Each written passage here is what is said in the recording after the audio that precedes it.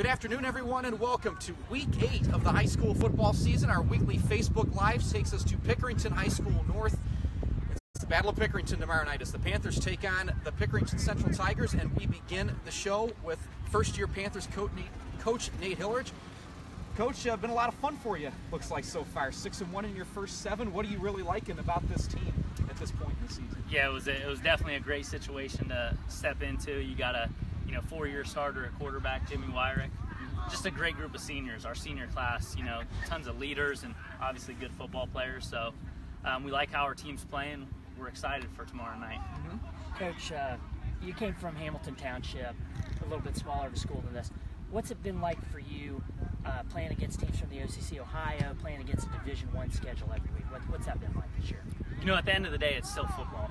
So football is football, but you just watch the film and you're like, man, everyone's bigger, faster, stronger.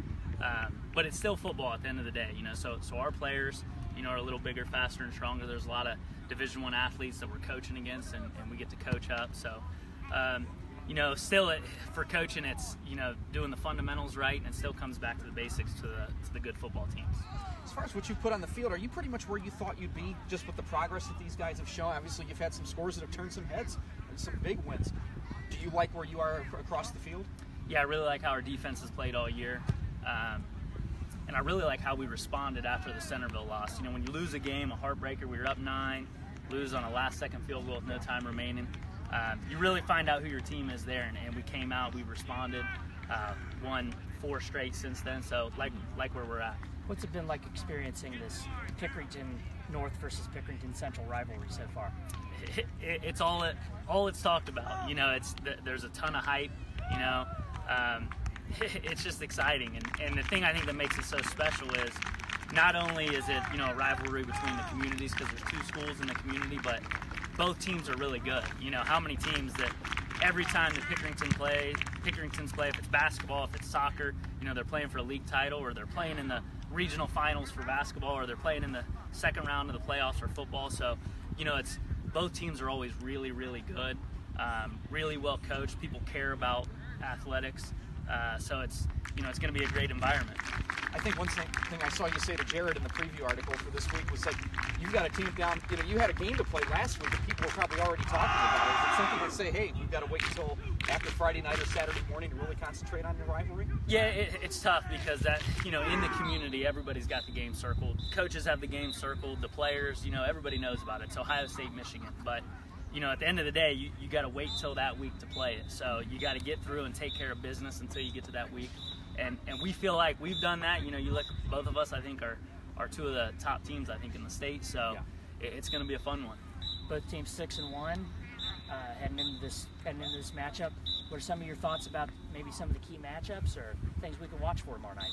Yeah, but both teams have really good players, and that's going to be the thing at Pickerington. You're always going to have really good players. I think they got probably close to double-digit Division I players, and they got a coach who's probably a Hall of Fame coach over there. So it's going to come down to the little things, which all football games do when you got 2 great football teams. So you got to do the little things right on special teams, missed tackle, a turnover, all those things that football games come down to. The coach talk is true here because you got 2 great football teams. Coach, we appreciate your time. Thanks for coming over, and good luck tomorrow night against the Tigers. Thank you. Yep. That is Pickerington North coach Nate Hillerich. It's a fun rivalry. You've covered this for a long time. I cover every other sport here besides football, and it's so much fun when these 2 schools get together in anything. I'm sure you're pretty excited about seeing this one tomorrow. Yeah, on paper, you see, Central has gone 9-3 against them all time, but this a lot of these games have been pretty close. Yeah. Central does have the advantage a little bit in past rivalry in this, but one thing about this matchup to me that kind of sticks out is North is a very, very quick team. They have a lot of great athletes. Not that Central doesn't, but Central probably has the advantage when it comes to their size and what they're going to do on the offensive and defensive lines. So the question is, can they get the kind of pressure that they need to get on Jimmy Wyrick? That's going to be a big key in this matchup. For North, can they get their athletes out in space? And can they handle maybe what might be more of a physical slugfest type of game? Pickerington Central has no, they've always been a team that's very physical, very tough to move the ball against. There's always lots of penalties and things like that in these type of games because it's just a lot of physical play. So. Well, and it's funny that you mentioned that. I mean, Central had a slugfest of its own last week. They only beat Langsdorff, was it 14-13? That's right. One of their other big rivals. North, meanwhile, what was it, 49-7 over Grove City? They probably got to rest some guys more. Yeah. I guess coming into this, I don't know how much that plays a factor. North really hasn't been tested all that many times, other than the Centerville game, which they lost. So. Well, yeah, and we were joking around before we came on the air. It's like, we talked to Olentangy before North went in and beat them. 42 right. to, what was it, 42 to nothing? Oh, yeah, it was. I mean, that was a big win for them, and we'll see. Didn't get to ask, you mentioned in your story Kevon Robinson, That's right. running back from North. Any update on him? Any idea if he might play tomorrow night? I mean, the last I talked to Coach Hillerich a few days ago, he said that he didn't think Robinson was going to play yet. So they've got Larry Martin. He's had a couple of pretty nice games for them. Because that's one thing that's different about them this year. I mean, last year they were a good team. They passed the ball really well last year. They didn't really run the ball nearly as well as they probably needed to. This year they've been able to be a little bit more balanced. And Jimmy Wyrick actually has been a big part of that. He's rushed for 500 yards. Yeah. We think of him as being a great passer, which he is, but he's dangerous when he gets out into the open field with his feet. Well, that is one of many games, and we've been talking about Week 8 since the very first time we did this. I want to say back on the 17th of August or the 24th, whatever, it was our first installment of this. There are many big games to get to. Another one of them that we've known for a while was going to be important, DeSales at Hartley. We saw Coach Brad Birchfield over at Hartley last week, but this is a big game not only in the CCL, but for Division III Region 11 tomorrow night. Right. Very intriguing matchup with these two going at each other for the fourth year in a row. Yeah, and the first three matches, I mean, actually DeSales won the last two, even though Hartley won the last two state titles in Division IV. DeSales actually won the last two games in this. So on paper, it kind of looks like it could be another even matchup. I mean, that just seems logical when you think about the number of athletes that both of these teams have. And DeSales, I think, has been getting better. That's the thing. I mean, Hartley has looked great almost every week since their opener. DeSales is getting better. They kind of had, I don't know what the word was. I think they had a couple of losses that might have been a little bit therapeutic because they felt like they had some things that got exposed, and they feel like they've gotten better since that time because they learned about some things that maybe they needed to work on. Well, they definitely had the much tougher matchups, I think. I mean, you look at DeSales, I think that score last week was at 3-0 Edgewood at halftime. That probably turned some heads, and DeSales goes on to win 28-3. Hartley's won its last 6 games by over 35 points on average. I mean, so you wonder if that plays into it as well. You mentioned Brian Asamoah, I think, over 600 yards, 8 touchdowns. DeSales got some big linemen as well. Brandon Darrow, we know about him. He's headed to Colorado State. Rodas Johnson, the transfer from Olentangy, started playing for them a couple weeks ago. That's got to be a big lift. Yeah, for sure. Because Hartley, on paper, when you look at their size, DeSales probably has a little bit of a size advantage. So Hartley is they're going to do what they do, which is they love to run the ball. They run the ball well. They have lots of different options out there. They have, Alexander Blackman has only rushed for about 400-some yards, but he's got 15 touchdowns. And they've got a few other guys that they love to hand the ball to. So will DeSales be able to take advantage of this, maybe a little bit of a slight size advantage against Hartley? Big one in the OCC Cardinal tomorrow night. Dublin Jerome at Hilliard Bradley. Jerome was one of the teams that Pickerington North beat very convincingly. I want to say that was 35-0 back in week 2. Kind of wondered about Jerome Road, but they're hanging around, and here they are. And Hilliard Bradley, along with Olentangy Orange, one of those 7-0 teams in the area. Jerome's gotten a lot.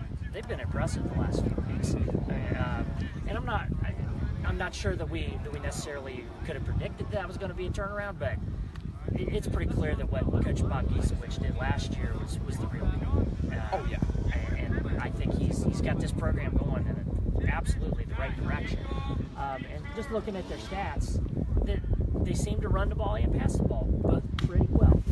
These were the two teams that shared the OCC Cardinal Championship last year. Jerome was one of the good stories. So was Bradley, though, last year. Yeah. Made the playoffs. And again, lost to the team that's getting ready behind us here. That's right. Pickerington North beat them in the very first week of the playoffs.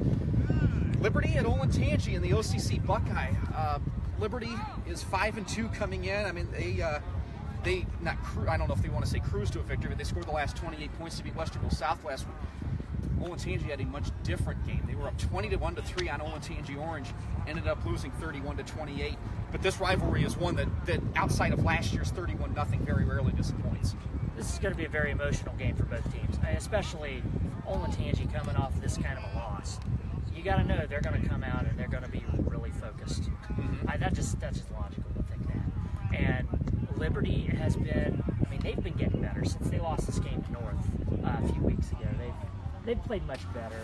Their passing game has improved some since then. So yeah, I mean, it should be a great matchup. The thing that Olentangy is able to do so well, I know we talked about it some last week, is they spread out defense as well. They seem to do that. I mean, Caden Kaiser's really been a big weapon for them. Their running back, Ollie Iverson. Really good. Yep, 140 yards rushing last week. But the thing is, yeah, I mean, they gave up a big special teams play. I think it was like a 60-yard return for a touchdown, and that really got Orange going on its way. So we'll see what happens. It's a 5-4 Olentangy lead in that series. 7-0 Marion Franklin. That's another Region 11 team. In fact, they're tops right now in Region 11. That also includes DeSales and Hartley. Well, the team that is ninth in that region is the Independent 76ers, and they're looking to bounce back from last week's loss to Eastmore. Yeah, Marion Franklin is one of the most physical, most athletic teams in the city this year. I was very impressed with them when I saw them against Eastmore. They can run the ball well. They've got a really good quarterback. Independence is, they haven't played quite as tough of a schedule as Marion Franklin, but that doesn't mean they can't go out there and beat them. And these teams know each other really well. Coach Douglas knows how to get a team ready. Chad Douglas, who he was kind of banged up for a while, but I believe they've probably been getting him ready so that he can play this game this week. So you had a story on him recently, I believe, in the season that he's had for the Sixers. Marion Franklin's won its last 4 games by 32, 21, 24, and 27 points. So we'll see. It's going to be a big test. And Sixers lost 39-22 last. That's right. We talked about Division III Region 11. Marion Franklin's actually #1. Yes, they are in computer points in that region. So that's one of 2 critical games in that region when you look at it. Yeah, absolutely. Tonight's game, Scott Hennon and Frank Dorena from our staff will be at Westerville Central at Olentangy Orange, the aforementioned Pioneers, trying to go to 8-0. Coach Schroeder seemed pretty concerned about a real tough defense for Westerville Central, that even though they're 3-4, they can present you a lot of problems. Well, Westerville Central, as we've always said all along this year, we know they're going to be a well-coached team. They've played some really good teams. The 4 losses that they have, all really good teams, really. So I don't think they're not going to go in there and be scared. That's for sure. Can they get their running game going? I mean, Alan Smith has had some real nice games for them. Can they get that going this week? 214 yards and 2 touchdowns last week as they beat their rival Westerville North 21-12. Central's looking to beat Orange looking to beat Central for the first time. Wow, and that's something. And only 3 games. Granted, it's a pretty small sample size there.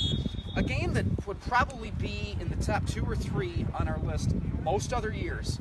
And what is this, the 6th game we're talking about, but still an important one, with Dublin Kaufman at Hilliard-Davidson and the OCC Central tomorrow night. A lot of playoff points on the line. I mean, Davidson, you would think, has probably pretty much got to win out, because they are I'm looking for them. I don't even see them on, I'm not even sure where they're at. I think they're like 14th. They're on 13th or 14th. 13th or 14th in the region. So pretty much everyone they're in the playoffs right now. Davidson is. And you got Kaufman, which is in pretty good shape in Region 2. I mean, they're 4th right now. That Region 2 is pretty interesting. I mean, you got Orange is 2nd, Kaufman's 4th, Gahanna's 5th, Durham's 6th. Olentangy's still hanging around there at 3rd. All playing pretty good games. Yeah. That's right. Yep. Sean Carrier is our football player of the week for Hilliard-Davidson, the kicker who made the game-winning 43-yard field goal with 20 seconds to go. He made other field goals of 43 and 48 yards. He had about 3/4 as many yards off his own foot as Davidson did on the ground. You win a game with the kicker last week. Well, it's going to happen. Well, we're about to fly through the rest of these here real quick. At least a couple other games we wanted to mention. Hilliard Darby at Worthington Kilbourne. Darby's trying to win its 3rd game in a row. Yeah, that's right. And they're still in the playoff race, too. Yep, absolutely. And they have a younger quarterback now, Jack Stoltz, who came in for Henry Sopko, threw a 33-yard touchdown pass and ran for another touchdown last week in their victory over Thomas Worthington. One thing that jumped out to me in Brad Emmerine's preview, Thomas Wilson of Kilbourne had 21 tackles in a game against Scioto, and that was a game that Scioto won, I believe, last week. So a couple others, the Battle of Westerville, North and South, or at least 2/3 of the Battle of Westerville. And then long-time rivalry there. Absolutely. And North's looking to break a streak. I think South is looking for something like 10 in a row or something over North. Lancaster and Gahanna. Gahanna, what, 2 losses in a row, I believe now, to start OCC Ohio play. Banged up. Lancaster, beat up on Central. Even though they lost the game, it was a very physical game against Pick Central last week. So, yeah, this is battling that wing T is going to be Gahanna's tour this week. And, obviously a must-win for both these teams. It really is to stay alive in Region 3. Absolutely. 2 weeks to go in the regular season, and we will be here next Thursday to preview Week 9 of the high school football season. For Jarrod, Ulrey, and for Pickerington North coach Nate Hillerich, I'm Dave Purpura. So long, everybody.